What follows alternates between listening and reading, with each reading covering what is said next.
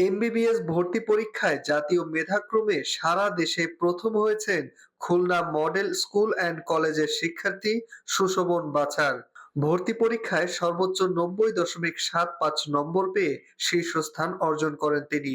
১৯ জানুয়ারি রোববার বিকেল ৪টার দিকে দেশের সরকারি বেসরকারি মেডিকেল কলেজের ২৪-২৫ শিক্ষাবর্ষের ভর্তি পরীক্ষার ফল প্রকাশ করে স্বাস্থ্য শিক্ষা অধিদপ্তর। পাশের হার ৪৫.৬২%। জানা গেছে ভর্তি পরীক্ষার পাস নম্বর ৪০। অংশগ্রহণকারী ১,৩১,৭২৯ জন পরীক্ষার্থীর মধ্যে মোট ৬০,০৯৫ জন ভর্তি পরীক্ষায় উত্তীর্ণ হন।